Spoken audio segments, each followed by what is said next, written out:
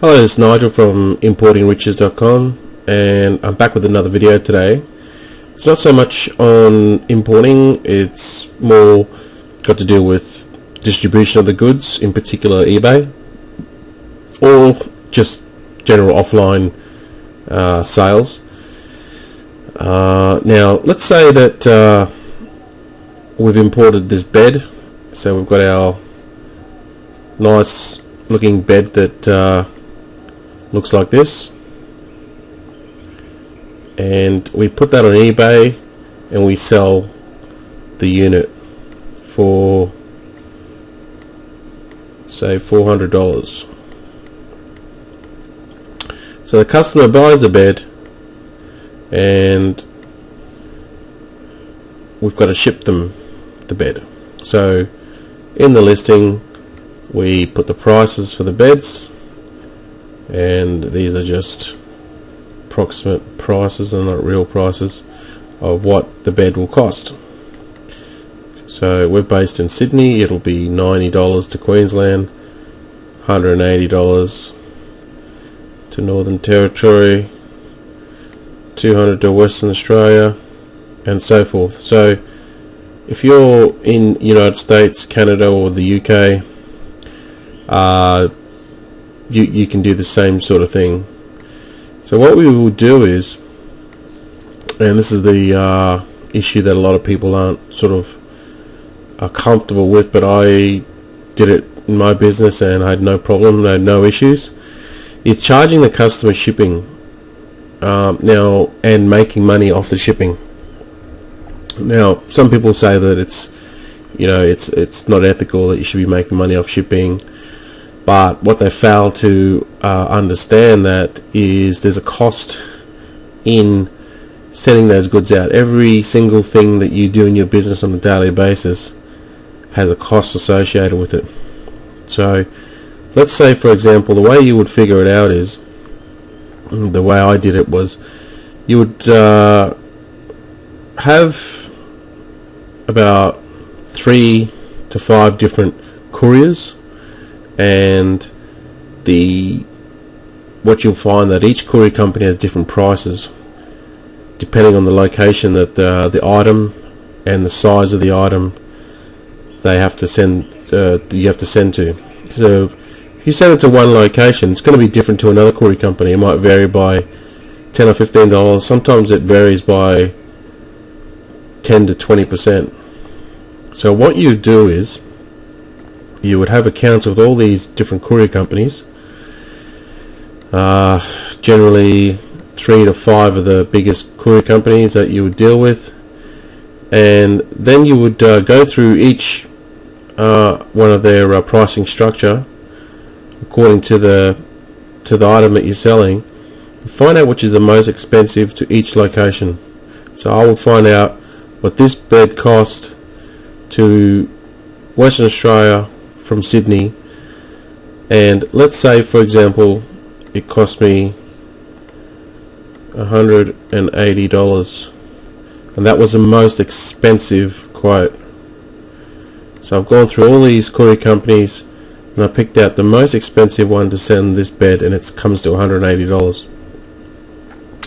So what I would do is I would quote around about 10% more, and that's not a whole lot. You're not making a whole lot of money, but that 10%, that covers you for your staff, it covers you for packaging of the goods, putting tax invoice it.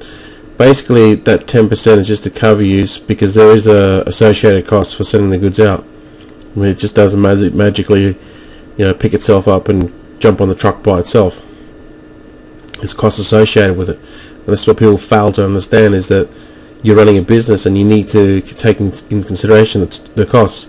So you charge $180 because you know that is the most that these 5 courier companies are going to charge you, and just add 10%.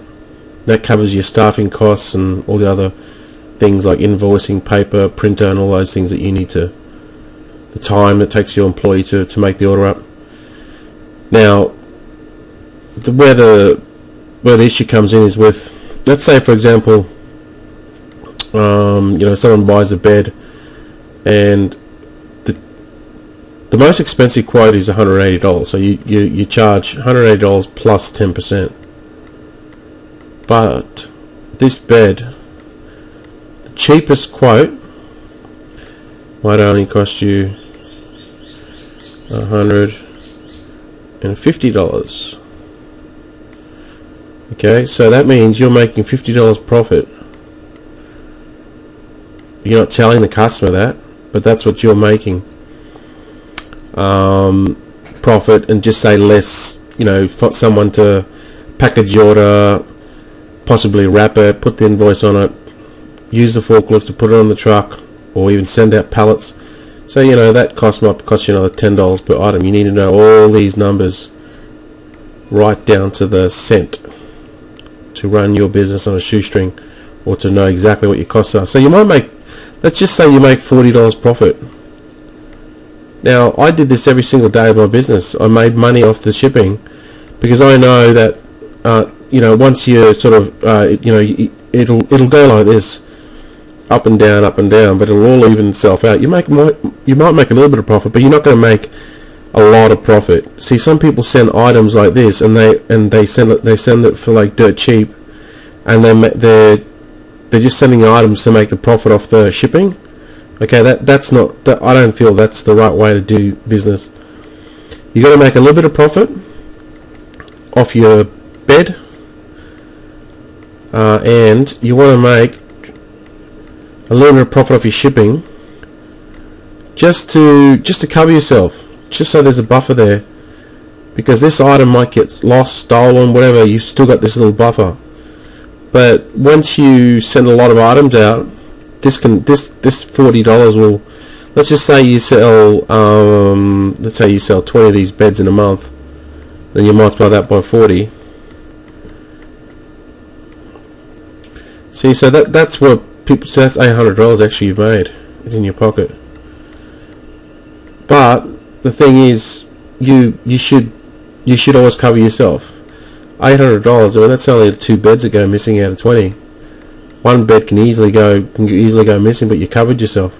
So I don't have a problem at all charging a little bit extra for shipping, and that's what you do. You've sourced the 5 courier companies, pick the most expensive one for each area that this bed is going to be going to. So you got to know your numbers this way and where they're going to. Then you charge extra 10%, and you send it out through the cheapest courier, or the best courier that's got the best service and won't deliver your goods damaged.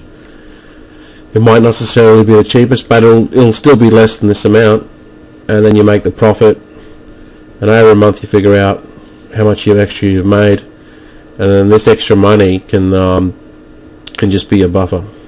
So I hope that sort of gives you an idea on how you should run your back end of your business, whether it's a home business, eBay business, you've got a warehouse, staff, whether you just run it from your garage. Always cover yourself, and always use at least 3 to 5 couriers. If you want some more information on importing itself, just go to importingriches.com. Thanks very much.